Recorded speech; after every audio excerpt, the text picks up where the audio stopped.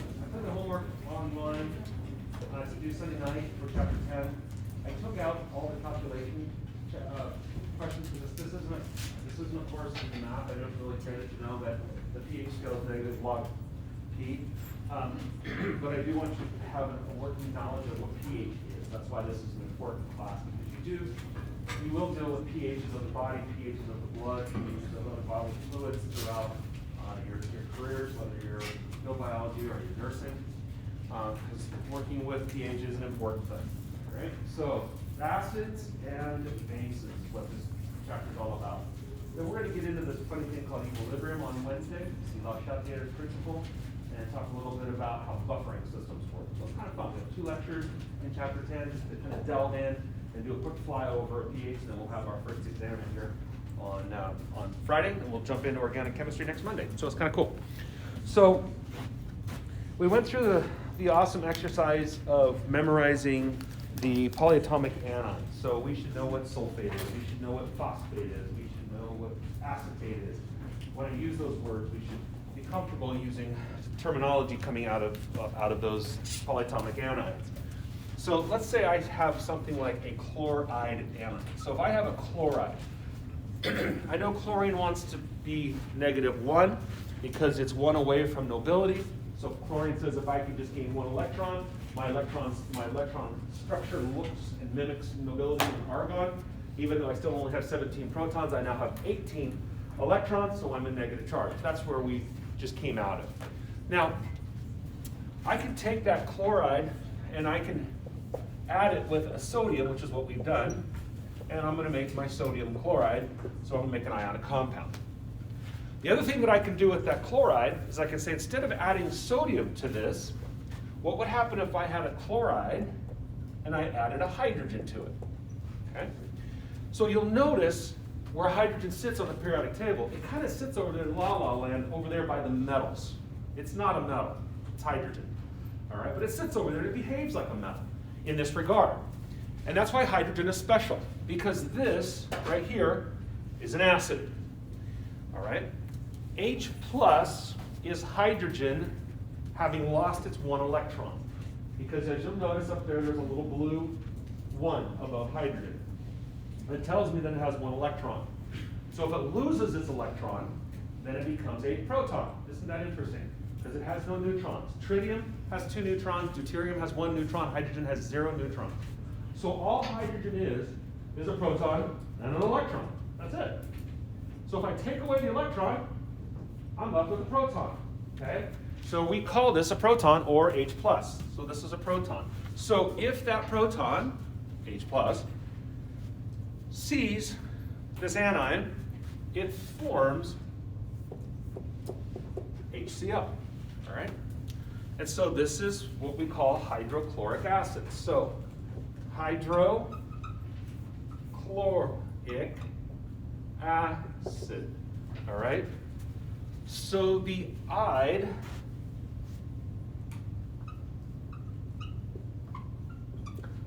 became hydroic acid. Okay? So I could do the same with HBr. And that's going to be hydrobromic acid. Right? Hydrobromic acid. So the ide becomes the ic acid. All right? That's how we name these things. So we could keep going down the family. This would be hydroiodic acid. And above it up here would be hydrofluoric acid. Okay? So those are acids. Now, if I protonate any of the anions that you know at this point, they become acids. Okay, so that's why having gone through the exercise to name those is important. So if I take the nitrate polyatomic anion and I add a proton to it, notice what I get out. I get out nitric acid. Okay? So the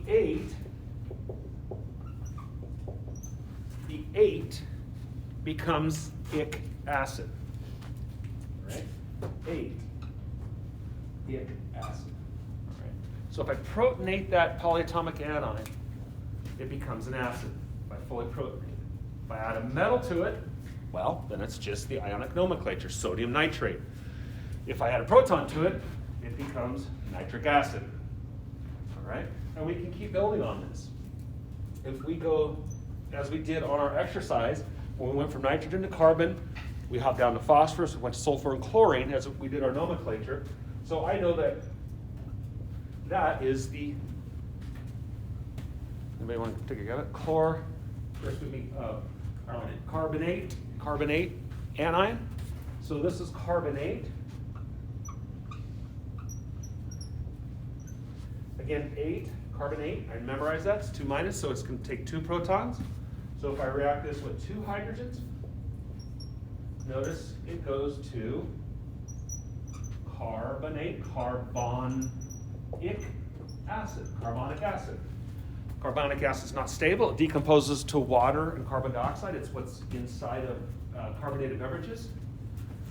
It's what makes them kind of a little bit bite, kind of have a little bit of bite to them when you drink a Coke or something. It's carbonic acid, and when you open it and it pops, you're changing the equilibrium value there.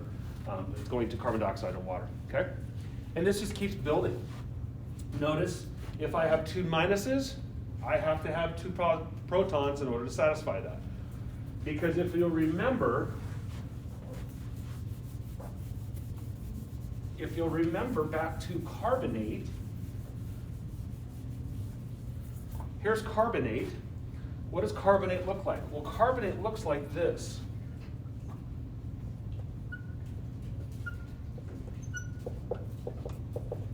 That's what carbonate actually looks like if you draw Lewis dot structure.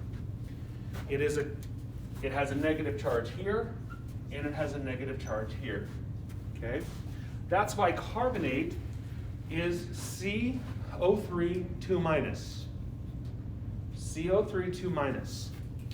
So CO3 2 minus. You see how that works. That's carbonate. So if I bring in 1 hydrogen to satisfy that one over here, notice it becomes hydrogen carbonate or bicarbonate. I still have 1 place that I could put a sodium on this right here. So I could have sodium bicarbonate, which is baking soda. Or I could satisfy this with another hydrogen here, and you can see now it became an acid. It now became carbonic acid. Does that make sense? So you're basically taking those polyatomic anions and you're adding the maximum number of protons that satisfies their negative charge. So if we built on that, our next one over would be the phosphate. Well, let's hop down. Let's do phosphate. So phosphate was one of those that had 3 negative charges. So phosphate was PO4 3 minus, right? So phosphate 8 becomes ic acid. So phosphate says I'm going to take 3 protons, and if you satisfy me with 3 protons, I become phosphoric acid. So phosphoric acid, ic acid, 8 becomes ic acid. That's just the way we name these things. So what's really going on there? Well, what's really going on there, phosphorus likes to look like this. If you draw,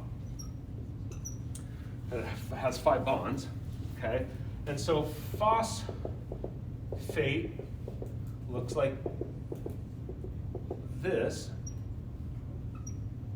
And you can see that it has 3 oxygens that can all be protonated, okay? So with that, the phosphate, if it picks up a hydrogen here, okay, that was hydrogen phosphate, HPO4 2 minus. If it picks up another hydrogen, that's dihydrogen phosphate, 1 minus. But now, if I take the rest of those minuses and remove this one, and I put a hydrogen down here, notice it now becomes H3PO4 or phosphoric acid. See how that works? So it goes from phosphate, a hydrogen phosphate, dihydrogen phosphate, to phosphoric acid. Make sense? So if I do all those, I'm going to have phosphate, I'm going to have hydrogen phosphate, I'm going to have dihydrogen phosphate, and I'm going to have phosphoric acid. Okay? So phosphate has 3 minus. I can satisfy with 1, 2, or 3. If all of it's satisfied, then it's the acid. Isn't that cool? And again, we just build on this. If you go to, you can go over to sulfur. Okay? So sulfate is SO4 2 minus, right? I memorized that. Sulfate, 8 becomes ic acid. Oh, that's where sulfuric acid comes from. Okay? So when I take my 2 protons and I react that, it becomes H2SO4 or sulfuric acid. Okay? Ic acid. And that's what the atmosphere of Venus is, sulfuric acid. Sulfuric acid is an interesting acid. It's one that you have to, the only way we can make sulfuric acid is to have sulfuric acid. So you can't make sulfuric acid without having sulfuric acid. Kind of weird. So where'd the first sulfuric acid come from? It's kind of an interesting question, it's kind of a puzzle. But sulfuric acid is probably one of the worst ones. Phosphoric acid isn't bad, it's kind of a nice, mild. There's a lot of phosphoric acid in food products. Not so with sulfuric. Sulfuric's a bad acid.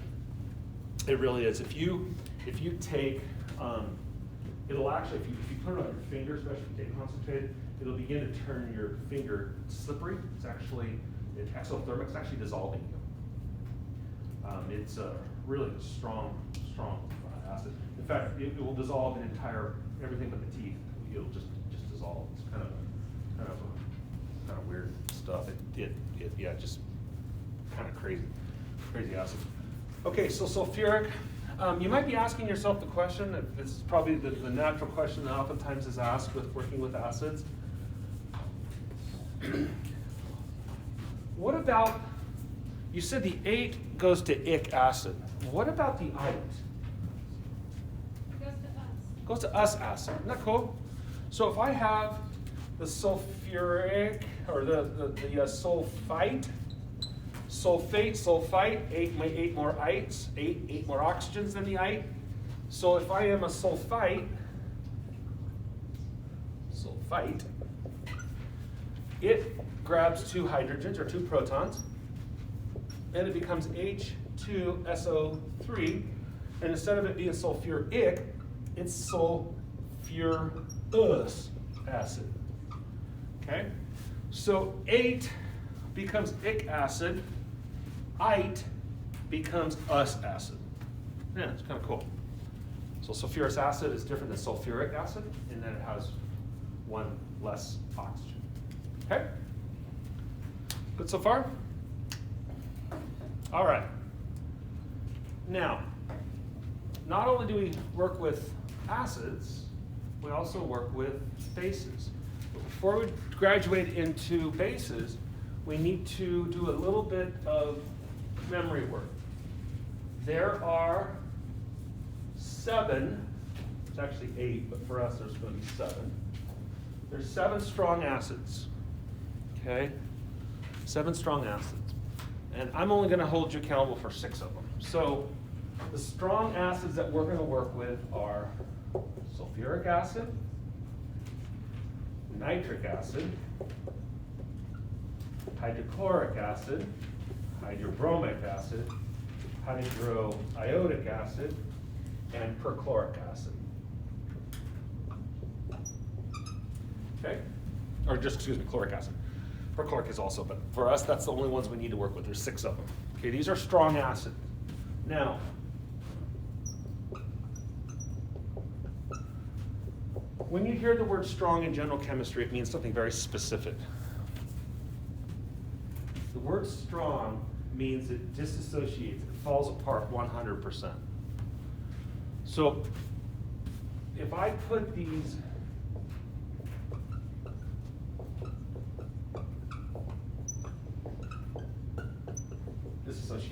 If I put these in water,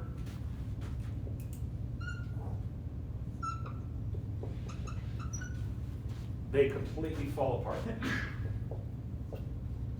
to protons plus anion. Okay? That's what that means. You get a bunch of hydrogens floating around. That's what an acid is. Right? So that's an acid. So the six strong acids are sulfuric, nitric, hydrochloric, hydrobromic, hydroiodic, chloric acid. Okay? Those are your 6 strong acids, meaning when I put those in water, they fall apart. They dissociate completely, 100%. Okay? It doesn't mean that something like hydrofluoric acid isn't quote unquote strong. Hydrofluoric acid is really a horrible acid to work with. It actually eats your skin, it actually eats appendages off. It cuts them right off, burns them off. It's a horrible acid to work with. Wouldn't ever want it on our skin or anything like that. The reason why it's not strong is because by definition it doesn't dissociate 100%.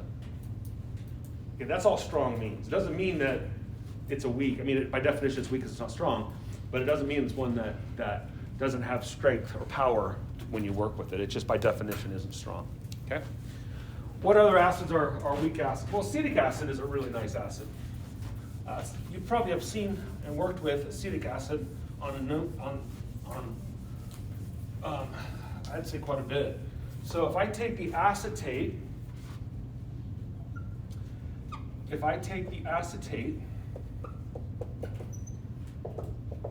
anion, there's the acetate anion, the C2H3O2, C2H3O2 minus, okay, acetate. And if I put a proton on this one, this is kind of a fun one, it becomes acetic acid. Acetate, acetic acid, ic acid. That is the active ingredient in vinegar. Okay? A really nice acid. Vinegar is about 5% solution of acetic acid. Really nice to work around the house or in cooking or whatever. But again, it's a weak acid because it doesn't dissociate completely, but it is a really practical and really important acid. Okay? Now, we're going to switch gears to bases. Thankfully, the bases are a little bit easier to work with. These are the anions. All strong bases come from one polyatomic anion, and if you've ever worked with chemistry, you've probably heard of it.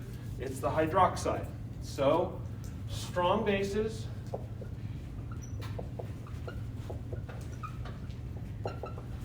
are all hydroxides. Okay, they're all hydroxides. And again, there's 8 of them. All right, they're over here. So they're all the hydroxides that go like this. That's it. Okay, real easy. So lithium hydroxide, sodium hydroxide, potassium hydroxide, rubidium hydroxide, cesium hydroxide, barium hydroxide, strontium hydroxide, calcium hydroxide. That's it. All right, so those are strong bases. So they're all the alkali metals and all the alkaline earth metals. So lithium hydroxide, strong, meaning when I add it to water, disassociates, falls apart. Sodium hydroxide, some of you probably worked with sodium hydroxide before. All right, potassium hydroxide. That's the active ingredient in something like a liquid Drano or something you put down the drain to dissolve hair and the sludge. Rubidium hydroxide. Cesium hydroxide. Go over, hit strontium hydroxide. Go up, barium hydroxide. Barium hydroxide. Go up, strontium hydroxide. Go up, calcium hydroxide. That's it. There's your 8 strong bases. Isn't that neat? And they also have the property of dissolving you. So if you do have some sodium hydroxide or potassium hydroxide on your skin, it'll actually turn your proteins in your hand and the lipids in your hand to soap. So it actually gets warm and slippery, and that's actually turning your body into soap. Kind of cool. So when we get to soap, we'll talk a little bit about that. But there they are. So this is your strong bases and your strong acids. Okay? So I don't think, again, if it just memorizes all the alkali metals, and it's the bottom three of the alkaline earth metals. All right? That's it. Okay. So from that, we now move into being able to work with acids and bases. So when we work with acids and bases, we have to have a couple definitions. What in the world is an acid? Well, I already alluded to an acid being something that donates a proton or hydrogen. So here's what happens.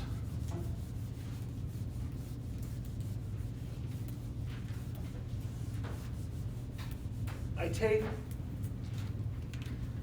let's say I have something like water. Okay. So water is, it has a very unique property called amphotericity, meaning that water can behave either as an acid or a base. It depends on what you put it in. If I put it acid, it behaves as a base. If I put it in a base, it behaves as an acid. So it can do either. So if I put one water in with another water, there's my nice Lewis dot structure. Okay. So if I put two water molecules in with each other, what can happen is these electrons, or those, it doesn't matter which one, but these electrons go attack and kick that off. Okay? So in chemistry, electrons always go. Electrons always go. Electrons are what go out and attack. We've spent 2 chapters on trying to figure out where electrons are. We looked at them in the context of cations and anions, wanting to look noble, mimic nobility. So electrons, a pair of electrons, is going to go find something positive. It's going to be one magnet attacking the other magnet. This pair of electrons attacking that proton, kicking this pair of electrons back onto oxygen. Make sense? So here's what happens in return. I get out this hydroxide plus this hydronium. Okay? So this is a reaction. This is an acid-base reaction. Electrons always go. So the base always attacks the acid, not the other way around. Okay? Base attacks the acid. The acid is attacked. So this then behaves as my base.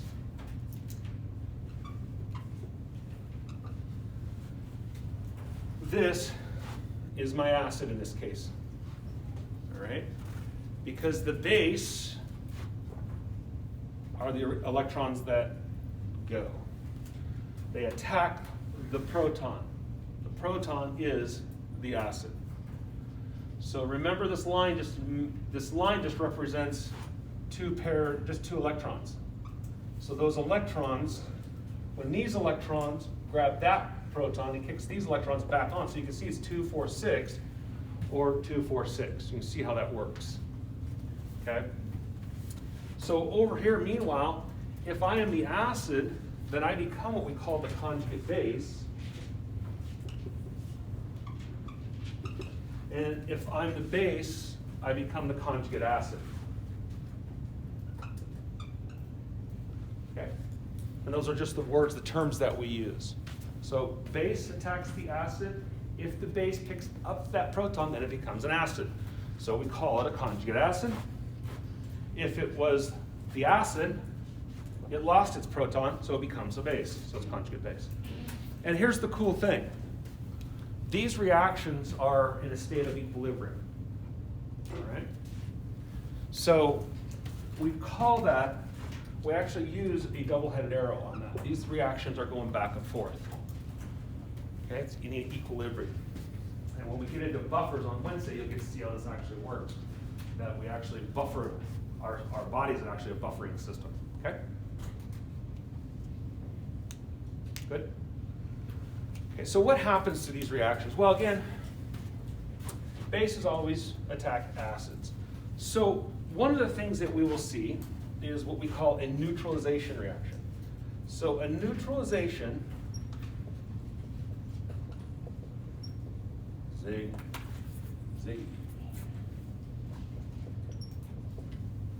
Okay, neutralization reaction. So if I take a strong acid and I react it with a strong base, I get a reaction, all right? I get a nice reaction. What happens? Well, the base always attacks the acid. So here are my electrons on the base. That goes over and attacks the proton, kicking that off. Okay? So it's the base that attacked the hydrogen. All right? And so what I get in this is I get a reaction out, and in this case I don't get equilibrium. When it's a strong acid, strong base, it only goes one direction.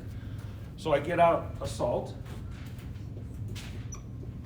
plus water. Okay? Isn't that kind of cool? So that's called a neutralization reaction. You went from a really high pH and a really low pH to neutral, 7.0. Which brings us up to, what is a pH scale? Okay? Any questions on this? Let me do a couple more of these just to show you again. This isn't a, we're not a class of stoichiometry. We're not going to balance chemical equations in here, but I do want you to understand acids and bases are a chemical reaction.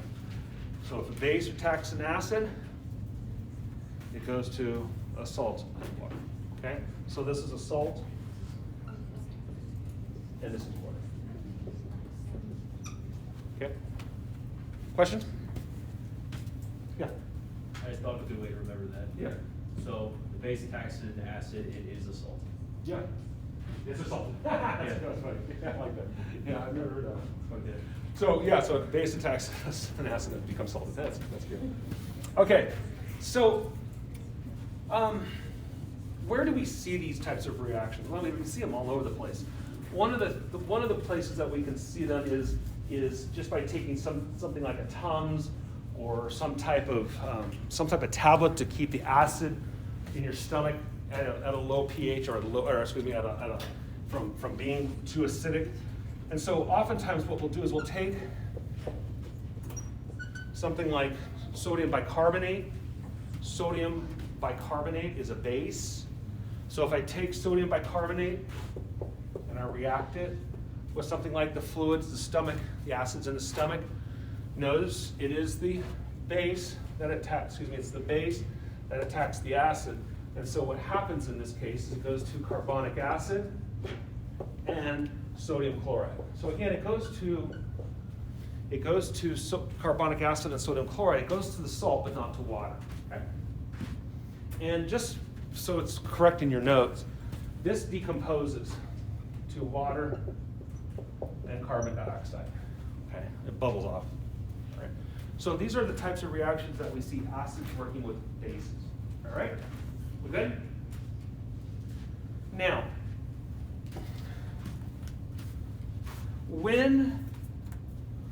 so your book is going to talk about there's actually three definitions of acids and bases. There's the Arrhenius definition, there's the Bronsted-Lowry definition, and then there's the Lewis base, or the Lewis definition. Lewis is the broadest one, I like the most. But the Bronsted-Lowry is the one we use for understanding this thing called pH. It's actually a combination of the Arrhenius and the Bronsted-Lowry. So let's talk about pH, and let's not bog down in the math of the pH. It's easy to do, but let's understand it. What is pH? Why do we use a pH scale? When someone says the blood has a pH of about 7.4, what are they referring to? What are they talking about? Okay, so stay with me. This is going to be a little bit mathematically gory. Not mathematically gory, just kind of hard to grasp. If I have, back to where we were, if I have this reaction between two water molecules, right? Bases always attack acids. So when this takes place, this is what we get up.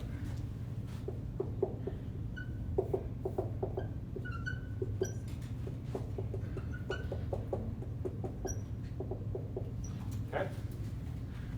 I already had that up there. Base attacks the acid, becoming the conjugate base and the conjugate acid. That's what we had. Scroll up a little bit in your notes, and you'll see that. All right? Question is, how much does this actually take place? The water that you have in these water bottles are sitting around the room. How many of the water molecules are behaving as a base to do this? And the answer is not very many.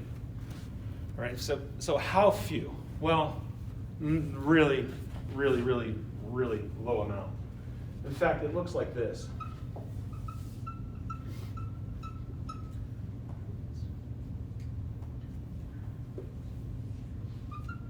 Okay, not very much. That's a really, really, really, really small number. So when we're working with really small numbers, we say that's 1 times 10 to the minus 7.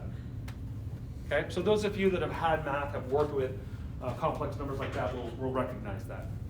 It tells me that my concentration of the base is 1 times 10 to the minus 7, not much. My concentration of the acid is also, or 1 times 10 to the minus 7, not much. Okay? So what happens with the pH scale is it's a combination of the concentration of the acid and the base, or the base and the acid, multiplied together. So if you take -7 and multiply it by -7, you get -14.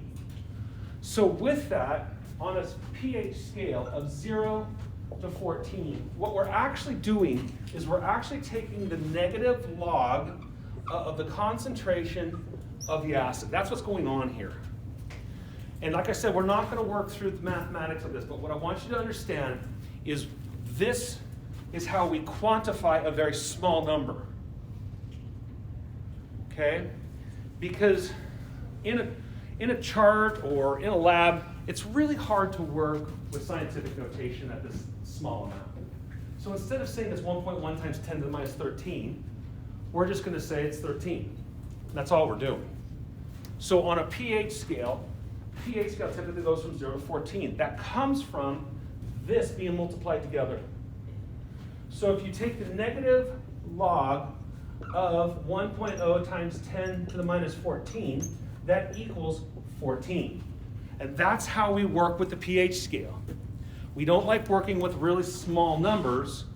We want to work with a whole number. Okay? So that's really ultimately what's going on here.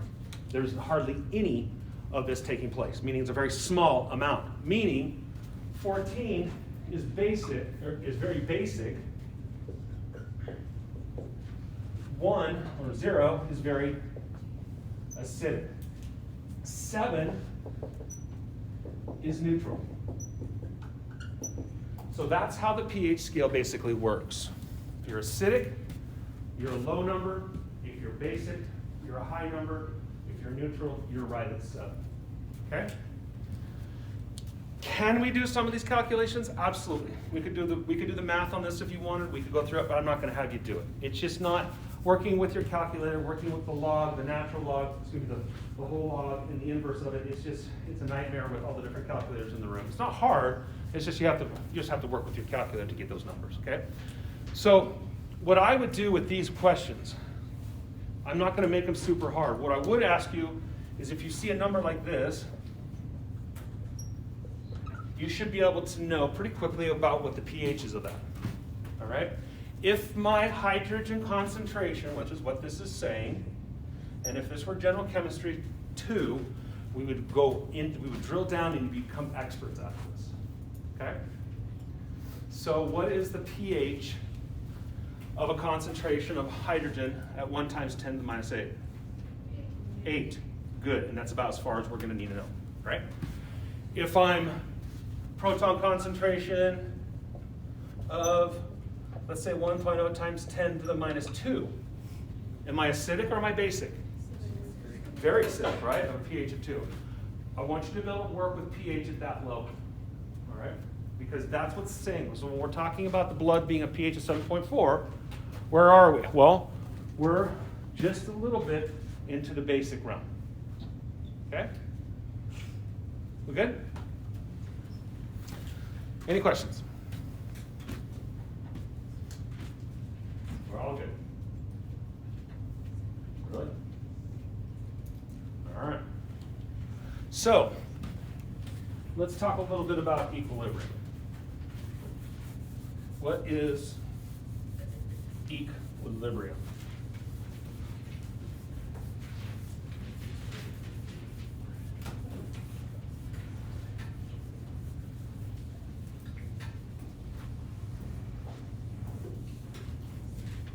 Okay, so equilibrium.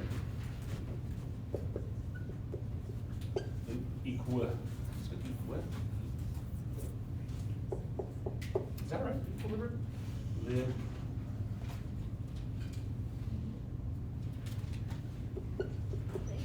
Just I think that's right. It just looked weird at first. Okay, what is equilibrium? Well, here's the way we kind of think about this. If I have two tanks,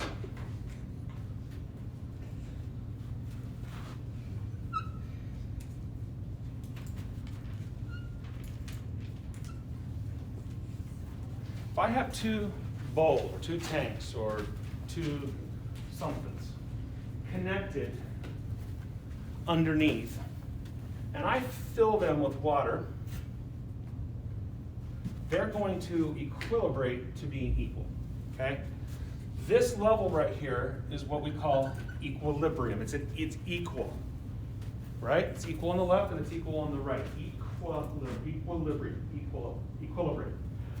Le Chatelier's principle says, if a system is at equilibrium and I disturb it, then it's going to work. It's going to work to move equilibrium to counter what I've done to it. That's really all it is. So if I add water to this side, what's going to happen to the system? Which direction will equilibrium move? Yeah, it's going to go that direction. So some of this water is going to flow back over here to fill this up. And once again, if I perturb it with the blue, then it will find equilibrium with the green. And you can see that it would roughly look about like that. All right? That's my new concentration, or my new equilibrium. And that's all equilibrium is. If a system is disturbed, whether it's the right or the left, doesn't matter. I can add to this and it's going to go this way. I can add to this and it's going to go this way. I can take away from, no matter what I do to that system, it's going to equilibrate. So in reactions, we see the exact same thing. All right? We equilibrate our reactions. So if I had something like, let's do acetic acid.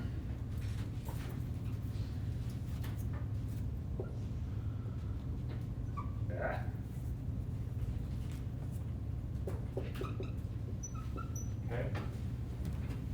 If I take something like acetic acid in water, remember water is amphoteric, so water can behave as a base. So if I take acetic acid and I add it to water, water behaves as a base, meaning the electrons on the oxygen go to the proton, okay? And that sets up a reaction that looks like this.